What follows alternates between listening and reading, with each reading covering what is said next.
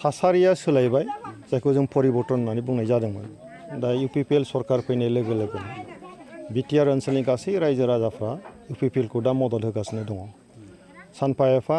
जों गोदान मोनसे स्किम जोंनि बिटिआर सरकारा प्रमद बर'नि दैदेननायाव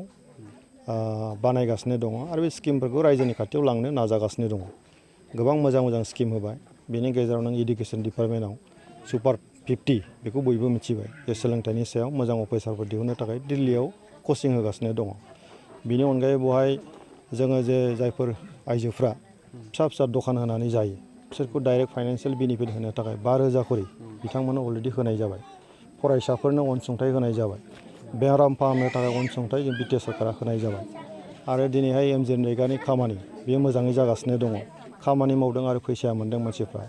दिनैहाय हाउसिंनि खोथा PMGYनि न'फ्रा दिनै फैगासिनो दङ आरो गासिबो न'फ्रा मोजाङै जाफुंगासिनो दङ बयखौनो गोनो गोथो गैया थगायनायबो गैया मोजां थासारिजों दिनै रायजो राजाफ्रा जे बिटिआर सरकारनिफ्राय जिखिनि मोननांगौ बेखौ मोनगासिनो दङ ओंखायनो रायजोफ्रा दिनै फुरथि जादों जे नंगौ सोलायनाया फैमारबाय आरो बे UPPL सरकारनि दैदेननायाव प्रमद बर'नि दैदेननायाव जि सरकार जों बेखौनो मदद होलांनोसै होननानै दिनै रायजोफ्रा ओंखारबोदों थिग बिदिनो दिनैबो 14 वार्सआव जे आइफवालिनि 1 नम्बर आइफवालिनि रायजो राजाफ्रा गोदो बहाय BPFजोंमोन खिन्थु दिनैहाय बिथांमोना बुजिनानै गासैबो बाथ्राखौ बुजिनानै दिनै न' फैबाय लामा फैगासिनो दङ दै लोंग्रानि बेबस्थाबो फैगासिनो दङ बेफोरखौ नुनानै जे थांनाय बोसोरावहाय BPF सरकारा दै लोंनायनि बेबस्था खालामनो हायाखै बिसोर 15टा बोसोराव गंब्रैसोल' दै लोंग्रा बेबस्था खालामदों जोङो दिनैहाय 1.5 बोसोरावहाय बुंनो थाङोबा 1 बोसोरावहाय 14टा दै लोंग्रा बेवहाय जोङो बेबस्था खालामना होनाय जाबाय दा लामाया जागासिनो दं न'आ फैगासिनो दं बेफोरखौ नुनानै रायजोफ्रा दिनैहाय UPPL दोलोखौ मदद होनो फैदों दिनै खोब मोजां गासै रायजो राजाफ्रा गामि सुद्दायैनो बेवहाय दिनै UPPLआव हाबफैदों बेनि थाखाय आङो आइफवालिनि गासै रायजो राजा बिथांमोननिसिम आङो साबायखरखौ बावो दा बेफोरो राजनितिकआव बबेबा जायगायाव बेबायदि एफा एनै थासारिया जाया नङा जायो नाथाय अभारअल जों नायगासिनो दङ जे बेवहाय जिहेतु बिटिआर ओनसोला मोनसे आन्दलन खालामनानै मोननाय मोनसे फिथाइ गतिके आन्दलन खालामग्रा हान्जायाथ' UPPLसो UPPLआव दैदेननायावनो दिनै जायफ्रा नेताफ्रा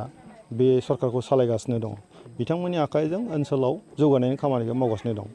नंगौ जोङो UPPLआ BJPजों ज' सरकार सालायगासिनो दङ जोंना जयैनो दिनैहाय बिटिआर ओनसोलखौ जौगानायनि थांखिजों जों आवगायगासिनो दं बेवहाय जोङो गावजों गाव मा होनो बेखौ उमुगा मोजां मावदों उमुगा मोजां मावाखै बिनि बाथ्रा फैया दिनै जों मोनसे क'लिसन सरकार बे जोङो UPPL आरो BJP एखे लगैयैनो जोङो बिटिआर ओनसोलनि जौगानायनि खामानिखौ जों मावगोन बिनि गेजेरजोंनो गावबागाव जि पार्टी बे पार्टीखौ स्ट्रेंथेन खालामनाया बे पार्टीफ्रा गावबागाव नाजालायखायो बेनि गेजेराव ओनसोलाव गासै थासारिखौ नायोबा UPPLआव जुदि रायजो राजाफ्रा हाबफैयोबा बेवहायथ' गुबुन पार्टीया बुंनांगौ जेबो खोथा गैया आरो जों जुदि मावाबा गुबुन पार्टीया बेवहाय हाबफैगोन खिन्थु जोंहा UPPLआ जे भबिष्यतआव जोंनि बे ओनसोलावहाय राजनितिखौ गोख्रों खालामनो थाखाय बे राजनितिनि गेजेरजों ओनसोलाव जौगानाय लाबोनो थाखाय रायजोनि गेजेराव हाबदों बुंदों बेफोरखौ मोजां मोना दिनै रायजो राजाफ्रा UPPLनि गेजेराव फैदों गतिके जोंनि थाखाय खोब मोजां बाथ्रा बियो सेन्ट्रेल गभर्नमेन्ट हिसाबै बे भारत सरकारा माखासे स्पेसियेल पेकेज हरो दा एकर्डआव जायफोर 1500 कोटिनि स्पेसियेल पेकेज दङ बे जाबाय डेभेलपमेन्टनि नामाव बबावबा गिदिर दालां बानायगोन इउनिभार्सिटि बानायगोन बबावबा नोङो गिदिर अनुस्थानफोर बानायगोन बिनि मुङै बेफोर फैगोन दा BTC सरकार हिसाबै प्रप'जालखौ हरगोन प्रप'जाल मथे सेन्ट्रेल गभर्नमेन्टआ स्किमखौ बानायनानै सेंसनखौ खालामनानै हरगोन थ्रु स्टेट गभर्नमेन्ट बे प्रक्रिया दंबाय थायो दा सेन्ट्रेलनि माखासे फैसा बेबो फैगोन स्टेट गभर्नमेन्टनिफ्राय माखासे फैसा बेबो फैगोन बेखौ लाजोबनानै BTC सरकारा प्लेनिं खालामनायनि खामानिखौ मावगासिनो दङ आरो गासैबो बिथिंथिं मोजां प्लेनिंजों खारगासिनो दङ आरो भबिष्यतआव थाबैनो आरोबाव जौगानायखौ रायजो राजाफ्रा नुनो मोनो